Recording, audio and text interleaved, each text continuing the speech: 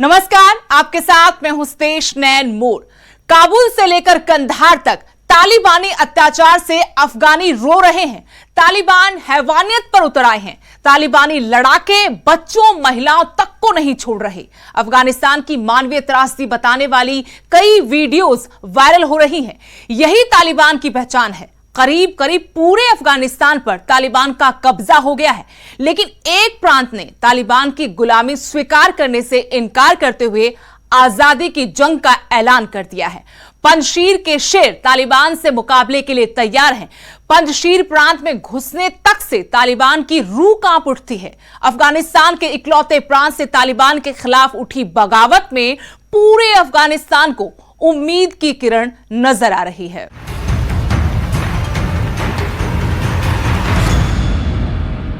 धीरे धीरे तालिबान का असली चेहरा दुनिया के सामने आने लगा है। भले तालिबान अमन, शांति, खुशहाली के दावे करे, पर सच्चाई यह है कि दशकों बाद भी कुछ नहीं बदला।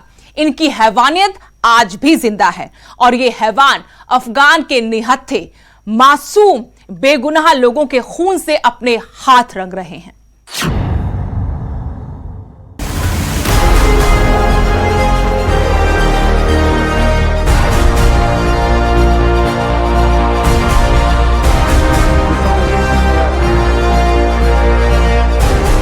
अफगानिस्तान पर कब्जे के बाद तालिबान का करूर चेहरा हर दिन सामने आ रहा है। तालिबान का कहर हर तरफ दिख रहा है। तालिबान की हैवानियत को बयां करती कई वीडियोस वायरल हो रही हैं। कैसे निहत्थे लोगों को गोलियों से भून रहे हैं तालिबानी लड़ाके। ये वीडियो बदगिस प्रांत की है। यहाँ तालिबानियों ने बदगिस के पुलिस प्रमुख हाजी मुल्ला को सरेआम गोलियों से भून डाला।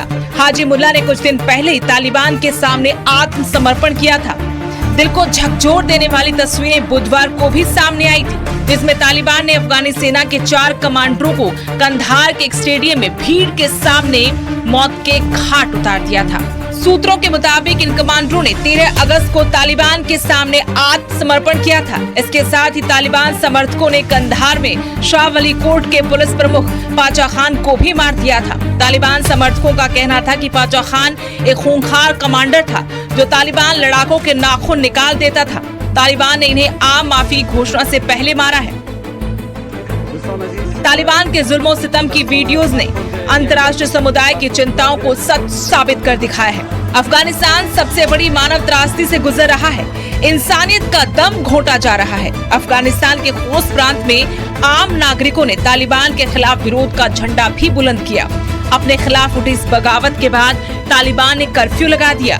तालिबानी लड़ाके यहाँ सर्च ऑपरेशन चला रहे हैं। यहाँ अपने विरोधियों की पहचान कर रहे हैं। बुधवार रात ही खोस्त में कर्फ्यू का ऐलान किया गया था। हालांकि अब ये लड़ाकों के नियंत्रण में हो चुका है। तालिबान ने 15 अगस्त को अफगानिस्तान की राजधानी काबुल पर अपना झंडा गाड़ दिया। तालिबानी हुकूमत के ठीक 5वें दिन यानी 19 अगस्त को अफगानिस्तान अपनी आजादी मना रहा है। तालिबानी हुकूमत के खिलाफ आजादी के दिन कई इलाकों में लोग तालिबान के खिलाफ प्रदर्शन में अफगानिस्तान का झंडा लहरा रहे हैं।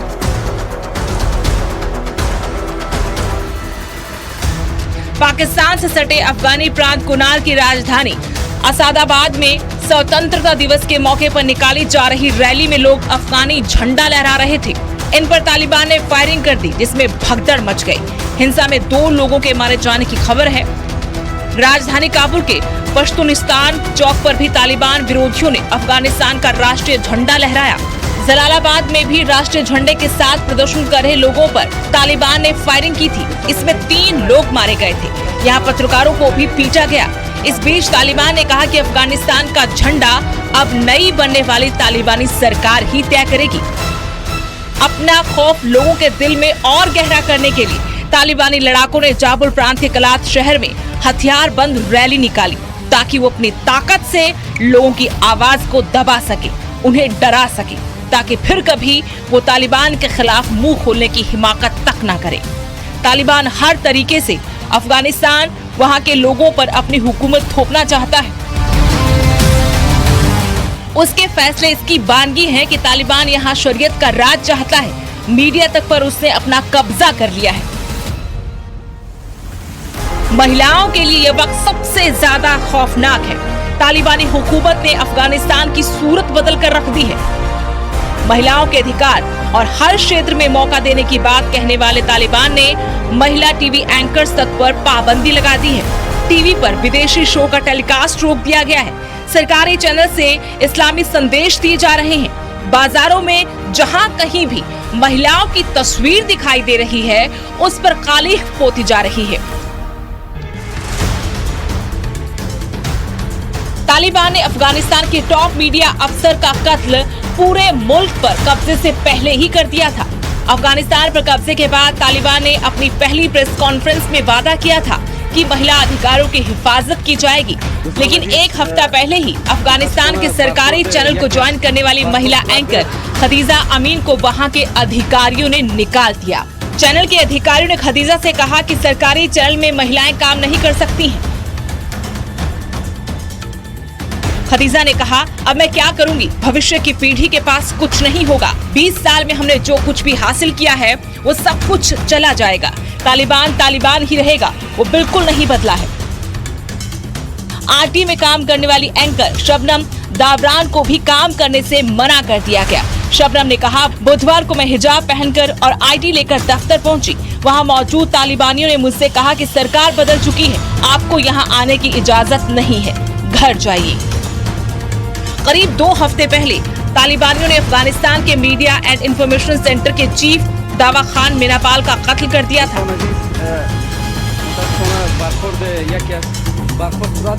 दावा खान को तब कत्ल किया गया जब शुक्रवार को नमाज पढ़कर बाहर आए थे। दावा खान अफगान सरकार के कट्टर समर्थक थे और हमेशा ही तालिबान विरोधी रहे। तालिबान ने कत्ल के बाद कहा था कि दावा खान को उनके कर्मों की सजा मिली, उन्हें तालिबानी लड़ाकों ने मारा।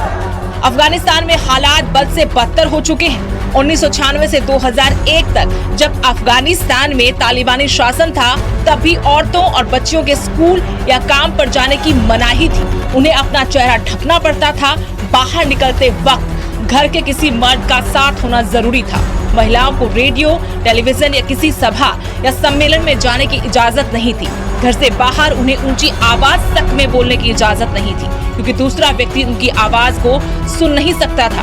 तब के और आज के हालात में कोई फर्क नहीं है। सालों बाद तालिबान का दमनकारी शासन फिर लौट आया है, जहां मानवता मर रही है। करूरता ऐसी कि जैसा सलूक तालिबान के लड़ाके अफगानिस्तान के लोगों के साथ कर रहे हैं, कोई जानवरों के साथ भी ना करे।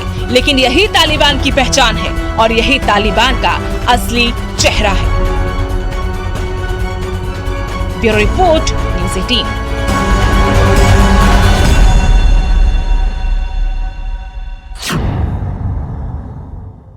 काबुल में तालिबान का इतना खौफ है कि औरतें अपने छोटे छोटे बच्चों को कंटीले तारों के पार फेंक रही हैं। जिंदगी बचाने के लिए लोग कुछ भी करने को तैयार हैं। यहां के ऐसे हालात देखकर ड्यूटी पर तैनात ब्रिटिश सैनिकों तक की आंखें नम हो गई।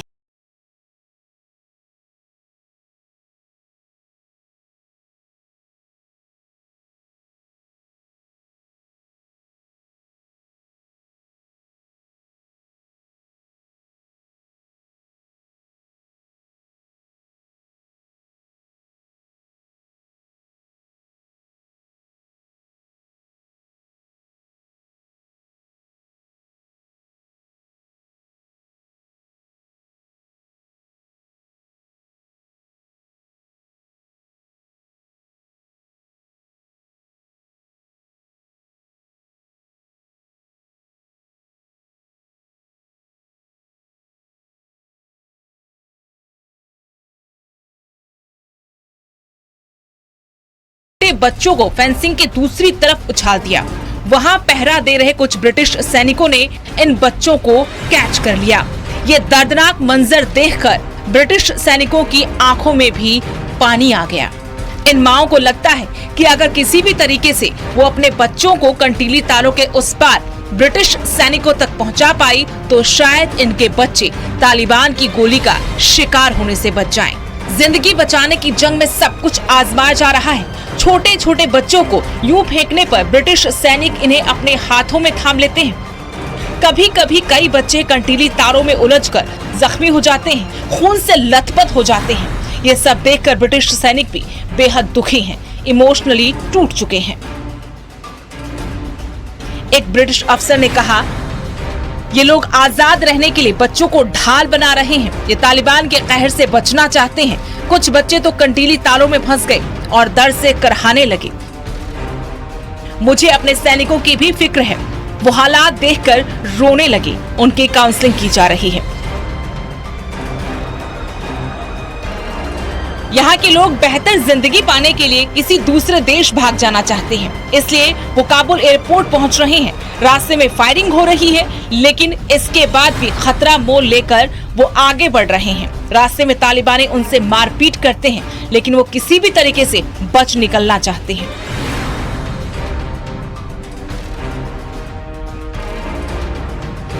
स्काई न्यूज से बातचीत में एक ब्रिटिश सैनिक ने बताया, तालिबान हमसे 1 मीटर की दूरी पर है।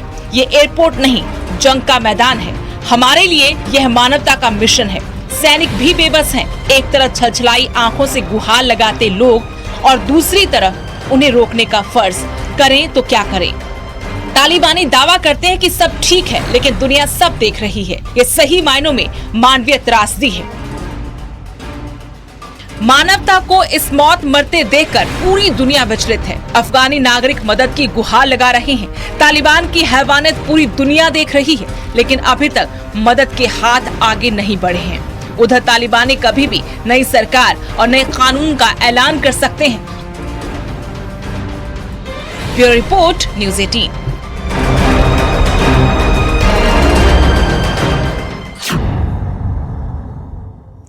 पर अभी भी कुछ अफगानी ऐसे हैं जो तालिबान के आगे ना झुके और ना हथियार डाले। वो अपने देश की आजादी के लिए लड़ रहे हैं, मौत से मुकाबला कर रहे हैं। डूबते अफगानिस्तान को इनका ही सहारा है। अभी भी एक इलाका ऐसा है जहां तालिबानी घुसने से डरते हैं। बताते हैं कौन है अफगानिस्तान के बहादुर लड़ाके जो अपनी सरजमी के लिए अपने खून का कतरा कतरा बहाने को तैयार बैठे हैं।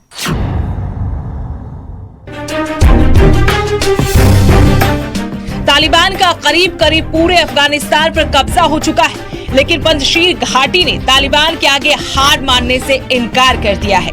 मशहूर अफगान कमांडर अहमद शाह मसूद के बेटे अहमद मसूद ने तालिबान के खिलाफ जंग का ऐलान कर दिया है। काबुल और देश के अन्य हिस्सों पर तालिबान के कब्जे के बाद अब अहमद मसूद अपने पिता के नक्शे कदम पर चलने और आतंकवादी समूह के खिलाफ हथियार उठाने के लिए तैयार है।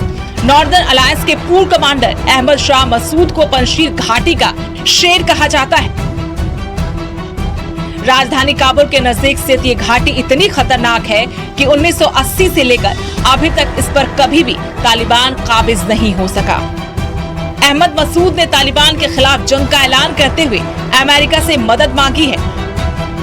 मसूद ने द वॉशिंगटन पोस्ट के एक ऑप एड में कहा, मैं आज पंजशीर घाटी से लिख रहा हूं, अपने पिता के नक्शे कदम पर चलने के लिए, मुजाहिदीन लड़ाकों के साथ जो एक बार फिर तालिबान से मुकाबला करने के लिए तैयार हैं। हमारे पास गोला बारूद और हथियारों के भंडार हैं, जिन्हें हमने अपने पिता के समय से धैर्यपूर्वक एकत्रित किया है, क्योंकि हम जानते थे ये दिन आ सकता है। मसूद ने लेख में लिखा, अमेरिका और उसके लोकतांत्रिक सहयोगियों की न केवल अफगानों के साथ आतंकवाद के खिलाफ लड़ाई है, बल्कि हमारे पास साझा आदर्शों और संघर्षों से बना एक लंबा इतिहास रहा है। आजादी के लिए आप भी बहुत कुछ सहायता कर सकते हैं। आप हमारी एकमात्र शेष आशा हैं।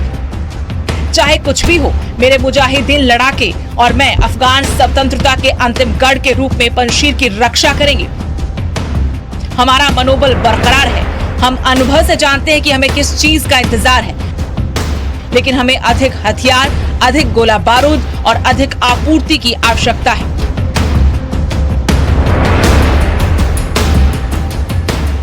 हालांकि तालिबान ने पूरे अफगानिस्तान पर कब्जा कर लिया है, लेकिन पंजशीर इलाके में उसने घुसने की हिमाकत तक नहीं की। पंजशीर पर कब्जे की हर कोशिश नाकाम रही है। अफगानिस्तान पर जब अमेरिका बम बरसा रहा था, उस वक्त भी पंजशीर उससे अछूता रहा। सत्ता परिवर्तन और भारी उथल पुथल के बीच अफगानिस्तान में एक छोटी सी जगह पंजशीर में कोई अफरा तफरी नहीं है।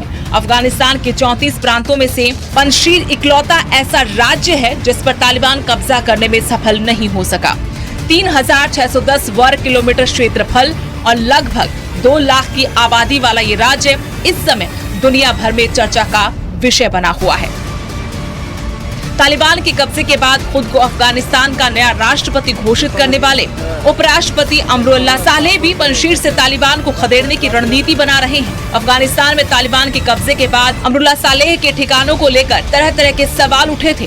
पाकिस्तान समर्थक मीडिया और सोशल मीडिया के जरिए ये अफवाह फैली थी कि वो अफगानिस्तान से भाग गए हैं। अमरुल्लाह ने ट्वीट करके सारी अफवाहों को खारिज कर दिया था। अफगानिस्तान के उपराष्ट्रपति ने खुद को अफगानिस्तान का राष्ट्रपति घोषित कर लिया। उन्होंने ये फैसला तब लिया जब राष्ट्रपति अशरफ गनी मुल्क छोड़कर भाग चुके थे। सालेह का कहना है कि वो आखिरी दम तक तालिबान से लड़ेंगे और अपने मुल्क को कभी तालिबान के हवाले नहीं होने देंगे। वैसे आधिकारिक तौर पर भले ही अभी तक अफगानिस्तान में कोई सरकार न हो, लेकिन अमरुल्लाह सालेह के इस दावे ने अफगानिस्तान नागरिकों में उम्मीद की एक नई किरण जरूर पैदा की है। वो अफगानियों के लिए सबसे बड़ी उम्मीद बनकर उभरे हैं क्योंकि उन्होंने विद्रोही तालिबान के साथ नई लड़ाई की कसम खाई है। सालेह अपने देश में ही है और वो काबुल के नजदीक उस पंजशीर घाटी से अपनी रणनीति बना रहे हैं जहाँ कोई परिंदा भी पर नहीं मार सकता और वहाँ उनको साथ मिल रहा है। पंजशीर के शेर तालिबान को कड़ी टक्कर देने की तैयारी में है। किसी भी कीमत पर तालिबान की गुलामी मानने को तैयार नहीं है।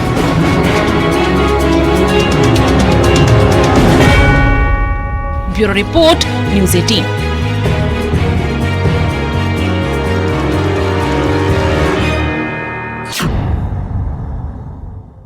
हमारी आज की खास पेशकश में इतना ही। देश दुनिया की हर अपडेट के लिए आप देखते रहिए न्यूज़ 18 पंजाब, हरियाणा, हिमाचल।